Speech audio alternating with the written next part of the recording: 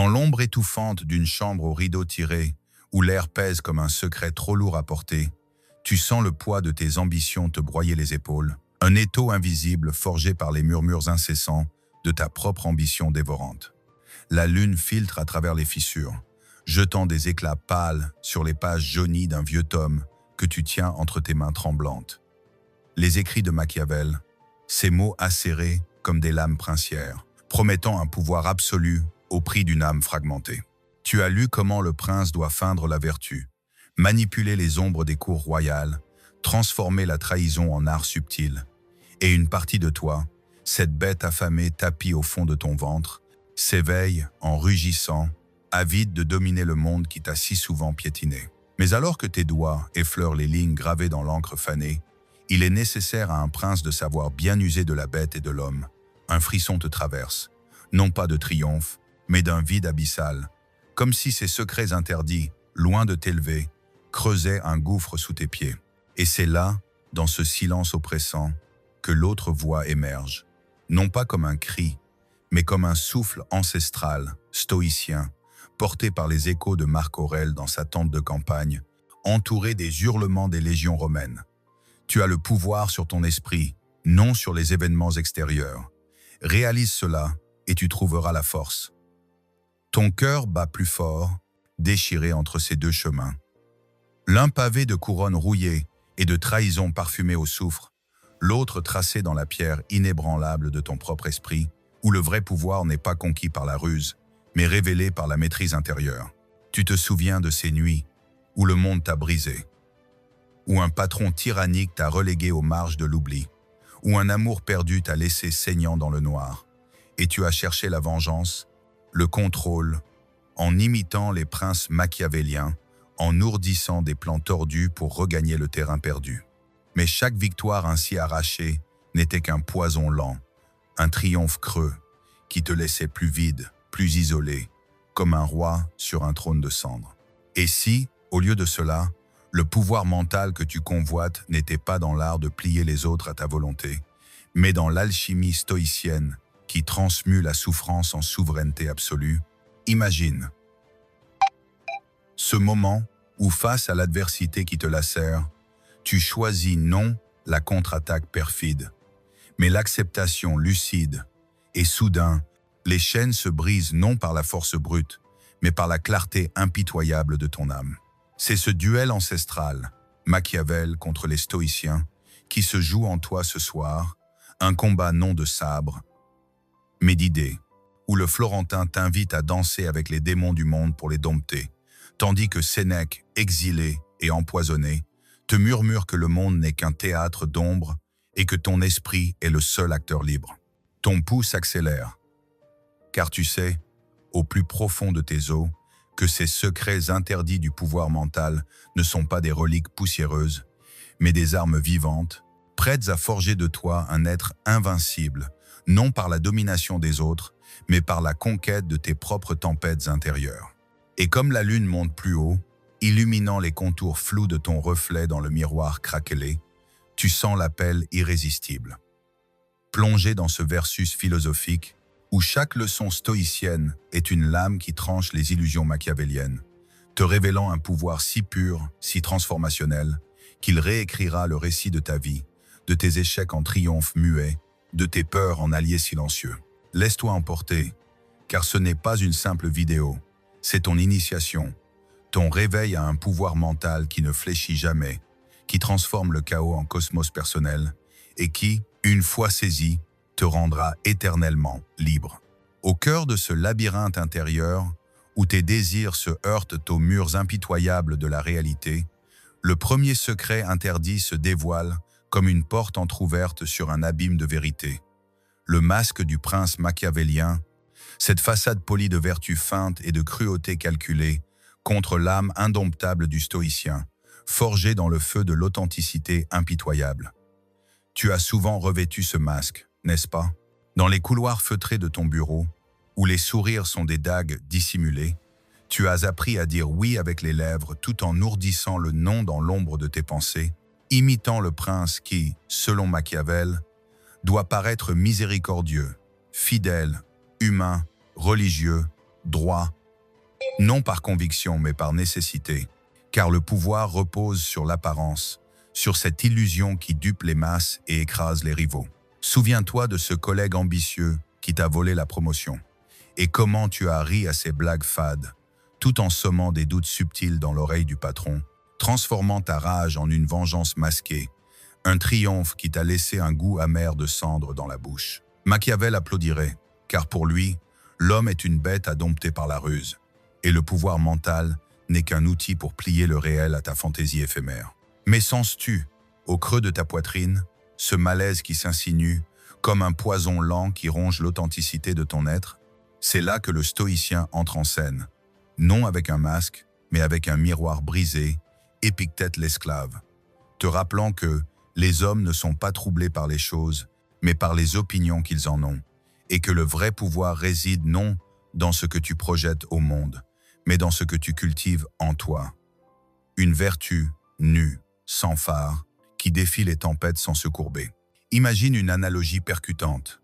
Le prince est comme un acteur sur une scène de théâtre baroque, changeant de costume à chaque acte pour survivre aux caprices du public, et son pouvoir mental, un fil tendu au-dessus du vide, toujours menacé de rompre sous le poids des mensonges accumulés. Le stoïcien, lui, est le sculpteur dans son atelier solitaire, taillant la pierre brute de son âme avec des coups de ciseaux précis, chaque refus de l'hypocrisie, le rendant plus massif, plus inébranlable, jusqu'à ce que son esprit devienne une statue vivante, affrontant les vents hurlants sans une fissure.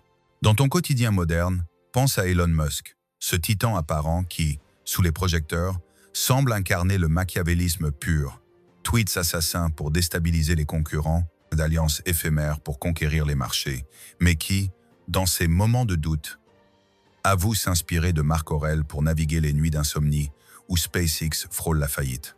Et toi, la prochaine fois que la jalousie te ronge face à un ami qui brille plus fort, au lieu de feindre l'admiration tout en complotant sa chute, applique cette loi stoïcienne. Interroge ton jugement, demande-toi, est-ce vraiment une perte pour moi ou une ombre projetée par mon ego affamé? Pratique-le ce soir, assis dans le silence de ta chambre, ferme les yeux et visualise ton masque machiavélien se dissoudre comme du brouillard sous le soleil stoïcien, révélant un visage nu, marqué par les cicatrices de tes batailles passées, mais rayonnant d'une force authentique qui attire non par la tromperie, mais par la vérité magnétique. Cette transition fluide vers la maîtrise intérieure n'est pas un renoncement, mais une élévation. En abandonnant le rôle du caméléon, tu deviens le rocher contre lequel les vagues se brisent et ton pouvoir mental, loin d'être un artifice fragile, se mue en une forteresse éternelle, prête à accueillir les assauts du destin sans trembler.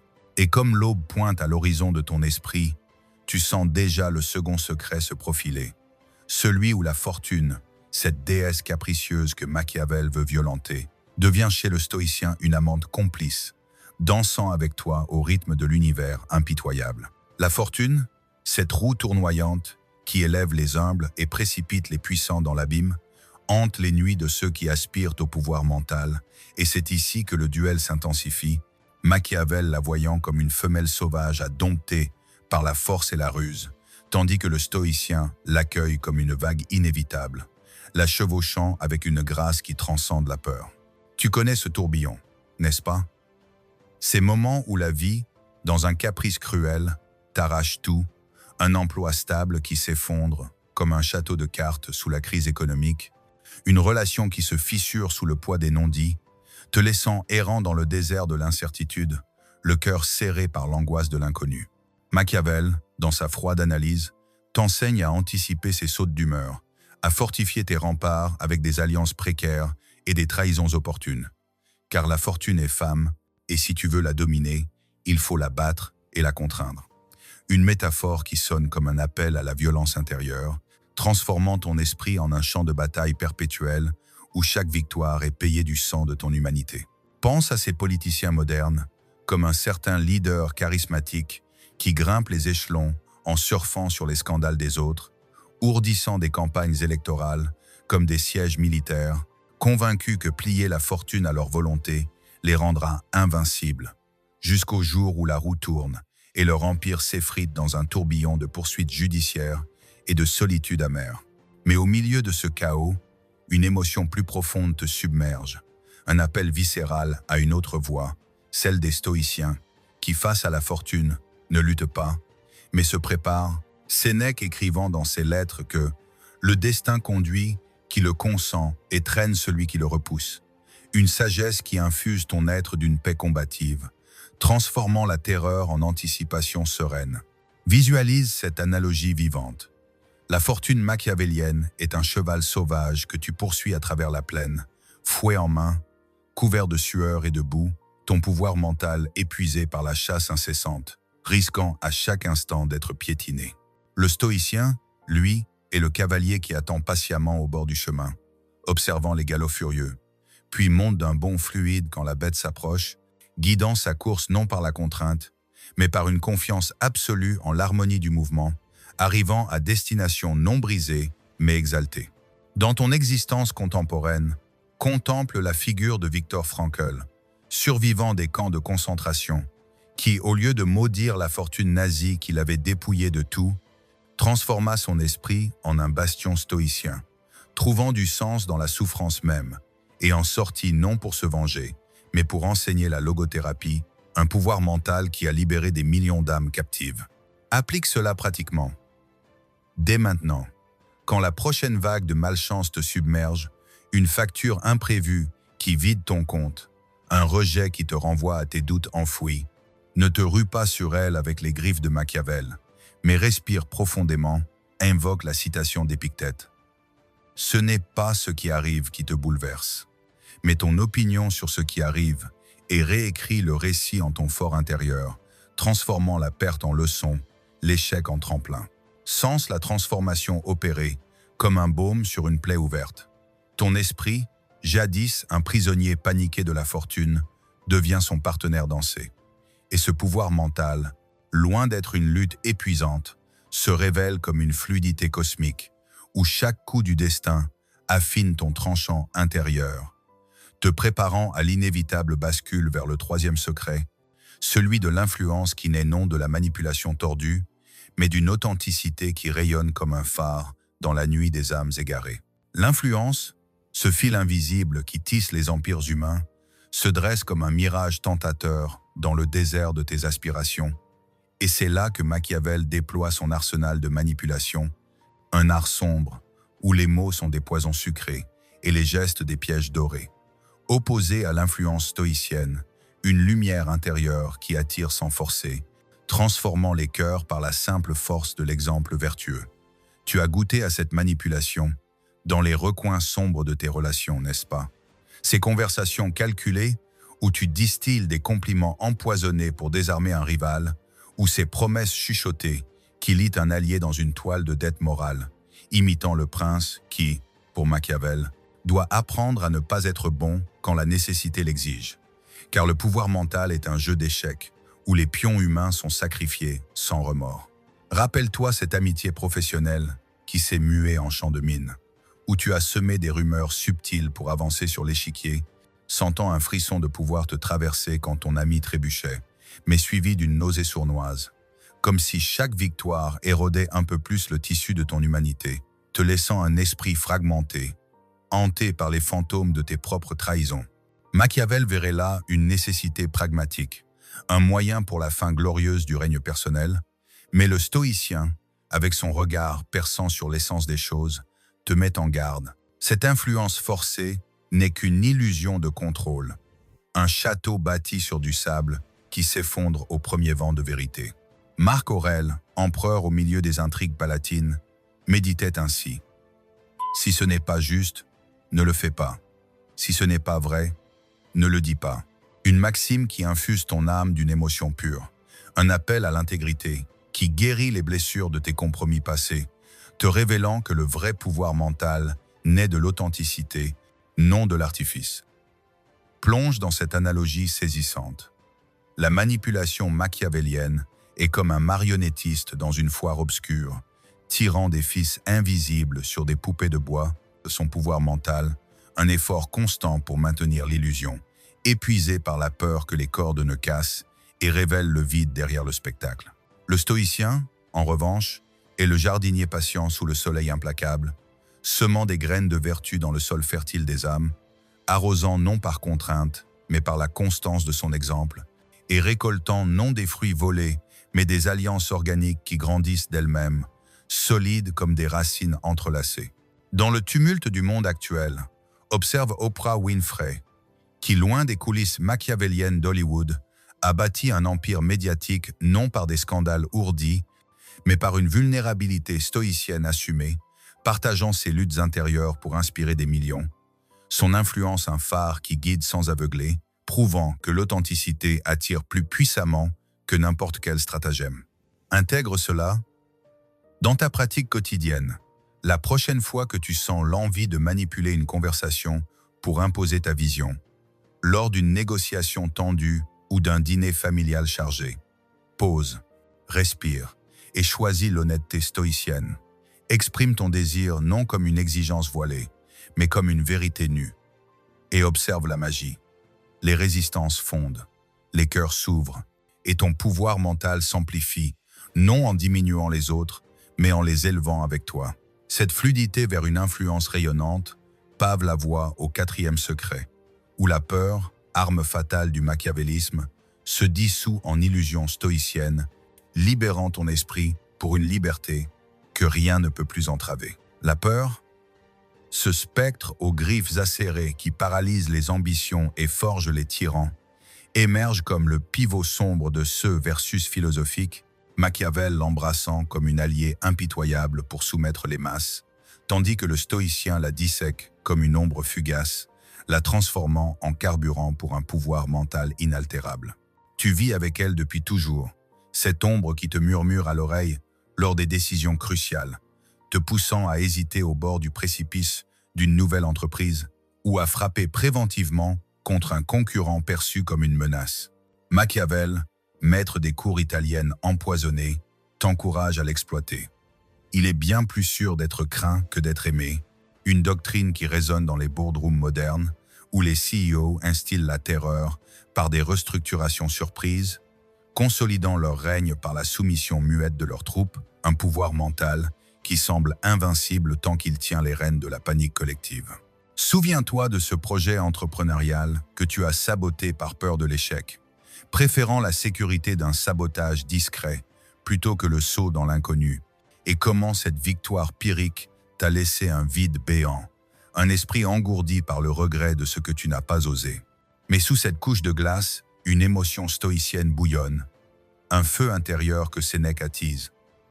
Nous souffrons plus souvent dans notre imagination que dans la réalité.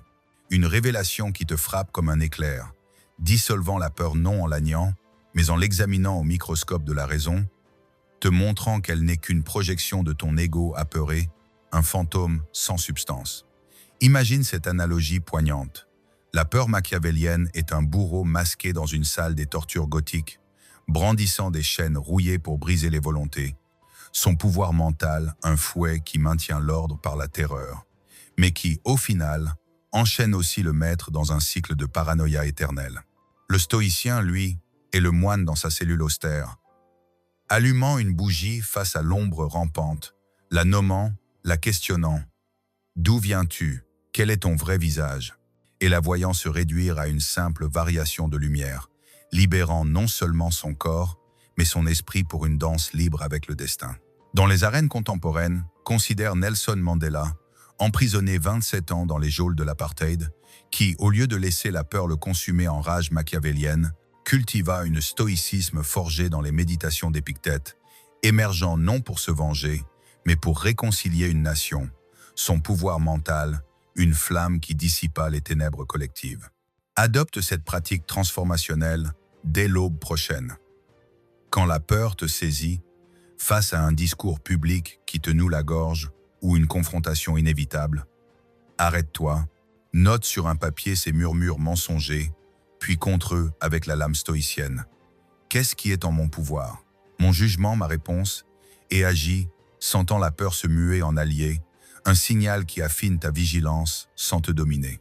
Ce passage alchimique, de la peur comme chaîne à la peur comme guide, t'ouvre les portes du 5e secret, celui du pouvoir éphémère que chérit Machiavel, contre l'éternité stoïcienne qui ancre ton esprit dans l'immortalité de l'instant.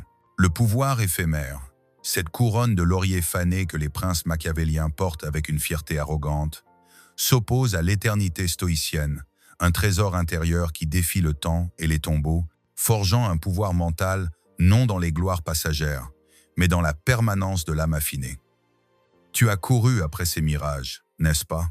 Ces promotions fulgurantes qui te hissent sur le piédestal un jour, pour te précipiter dans l'oubli le lendemain, ou ces relations de pouvoir où tu manipules pour un instant de domination, sentant l'euphorie se muer en vide quand les applaudissements s'éteignent. Machiavel, observateur acéré des Médicis, célèbre cette transience comme le terrain de jeu du prince qui doit saisir les occasions fugaces, trahir au bon moment, car les occasions favorables passent vite et quand elles sont perdues, elles ne reviennent pas. Une philosophie qui imprègne les marchés boursiers frénétiques où les traders deviennent rois en une nuit et mendiants au lever du soleil. Leur pouvoir mental, un feu de paille qui consume tout, y compris eux-mêmes. Mais dans le sillage de ces flammes, une mélancolie profonde t'envahit, un appel à l'éternel que les stoïciens honorent, Marc Aurèle méditant au milieu des guerres. Tout est éphémère, souviens-toi en souvent, et tu aimeras moins les choses extérieures. Une sagesse qui touche une corde intime en toi, transformant le regret des gloires perdues en une sérénité conquérante, où ton esprit n'est plus esclave des cycles mondains, mais maître de l'instant infini. Visualise cette analogie envoûtante. Le pouvoir machiavélien est un feu d'artifice lancé dans la nuit d'été, éblouissant par ses explosions multicolores, mais s'évanouissant en fumée âcre, laissant le lanceur dans le noir, assoiffé de la prochaine étincelle. Le stoïcien, quant à lui, est l'horloger cosmique, assemblant les rouages de son âme avec une précision divine. Chaque tic-tac, un rappel que le vrai pouvoir est dans la mécanique éternelle de la vertu, un mécanisme qui tourne indéfiniment, alimenté non par le chaos extérieur, mais par la constance intérieure.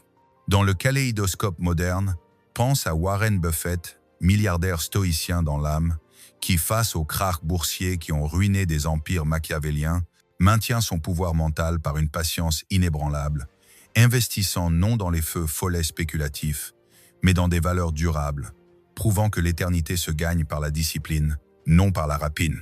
Intègre cette loi dans ton rituel quotidien. À chaque fin de journée, au lieu de ruminer les victoires éphémères ou les défaites cuisantes, pratique la premeditatio malorum stoïcienne, visualise les chutes potentielles non comme des apocalypses, mais comme des leçons éternelles, et ancre-toi dans ce qui perdure.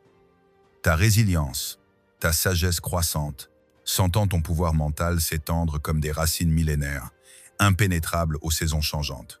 Cet ancrage dans l'éternel fluidifie ton chemin vers le 6e et dernier secret, où la fin justifie les moyens machiavéliens, se heurte à la maxime stoïcienne que les moyens définissent la fin, couronnant ton initiation d'une transformation totale. La fin justifie les moyens, ce mantra machiavélien qui sanctifie la moralité au nom du triomphe, s'écrase contre le rempart stoïcien où les moyens, purs et intègres, sculptent une fin digne d'un esprit souverain, révélant le pouvoir mental ultime comme une harmonie cosmique plutôt qu'une conquête souillée. Tu as dansé avec cette justification. Dans les recoins gris de tes choix, rationalisant un mensonge pieux pour une promotion ou une négligence calculée pour un gain rapide, le cœur battant au rythme de l'excuse. C'est pour le bien plus grand, pour ma survie dans ce monde de loups. Machiavel, exilé et pragmatique, absout cela sans ciller. Un homme prudent ne doit pas observer la foi quand cela lui tournerait à dommage. Une leçon qui pulse dans les arènes corporatives où les whistleblowers sont écrasés pour protéger les profits, forgeant des empires sur des fondations de sable moral, un pouvoir mental qui brille d'un éclat froid, mais qui, inévitablement, s'effrite sous le poids des consciences éveillées. Pourtant, au plus profond de toi, une dissonance hurle, un appel à la cohérence que les stoïciens exaltent, Épictète clamant. Ne demande pas que les choses arrivent comme tu le souhaites, mais souhaite qu'elles arrivent comme elles arrivent, et tu seras heureux. Une philosophie qui transmute tes compromis en une quête d'alignement, où chaque action, vertueuse en soi, tisse une fin non imposée, mais méritée, libérant ton esprit d'un fardeau invisible. Imagine cette analogie finale, poignante. Les moyens machiavéliens sont une route pavée de verre pilé, menant à un palais scintillant, mais construite sur la douleur des pas qui l'ont foulé, ton pouvoir mental, un équilibre précaire sur des éclats qui te lacèrent à chaque avancée. Le stoïcien trace un sentier de pierre polie par les siècles. Chaque pas une affirmation de vertu qui élève l'âme, aboutissant non à un palais éphémère, mais à une citadelle intérieure éternelle où la fin émerge naturellement de l'intégrité du voyage. Dans notre ère de scandales viraux, contemple la trajectoire de Malala Yousafzai qui, face à la barbarie talibane, choisit non la riposte machiavélienne de la haine, mais la voie stoïcienne de l'éducation et de la résilience, transformant une balle dans la tête en un Nobel de la paix. Son pouvoir mental, un témoignage que les moyens purs forgent des fins immortelles. Adopte cette pratique culminante. Avant chaque décision cruciale, interroge-toi comme le ferait un stoïcien. Cette action élève T.L. mon caractère ou le rabaisse T.L. et choisis en conséquence, sentant une paix profonde s'installer, ton pouvoir mental culminant en une souveraineté qui ne dépend plus des résultats, mais de l'essence de ton être. Et ainsi, au terme de ce voyage introspectif, tu émerges de ces secrets interdits, non comme un prince couronné de ruses périssables, mais comme un stoïcien maître de son cosmos intérieur, où Machiavel n'est plus un rival, mais un fantôme dissipé par la lumière de ta vertu inébranlable. Dans les replis apaisés de ton esprit, maintenant imprégné de ces lois stoïciennes qui ont transmuté le plomb de tes doutes en or de la sérénité conquérante, tu ressens une transformation viscérale, un basculement où le monde extérieur, avec ses intrigues machiavéliennes et ses fortunes capricieuses, perd son emprise tyrannique, cédant la place à un pouvoir mental si pur, si enraciné, qu'il pulse comme un cœur nouveau dans ta poitrine. Ces chapitres que nous avons traversés ensemble, du masque dissous à l'éternité embrassée, de la manipulation transcendée à la peur domptée, de l'influence authentique aux moyens qui sanctifient la fin, ne sont pas de simples récits philosophiques, mais des cartes au trésor de ton âme, des outils pratiques que tu portes désormais comme des armes invisibles, prêtes à fendre les voiles de l'illusion quotidienne. Sens-le. La prochaine adversité qui se dressera sur ton chemin, qu'elle soit un licenciement brutal ou une trahison amoureuse, ne te submergera plus comme une vague destructrice, mais deviendra une occasion de déployer cette souveraineté stoïcienne, en questionnant tes jugements, en cultivant la vertu comme un jardin secret, en acceptant la fortune non comme ennemie, mais comme sculpteur bienveillant de ton caractère. Et dans cette pratique constante, une émotion profonde t'envahit, un mélange de gratitude envers ces sages antiques qui, à travers les millénaires, tendent la main à ton présent chaotique et d'exaltation face à la liberté que tu as conquise. Un pouvoir mental qui n'a besoin ni de couronne, ni de complot pour régner, mais qui s'épanouit dans l'instant, ici et maintenant, où chaque souffle est une affirmation de ta divinité intérieure.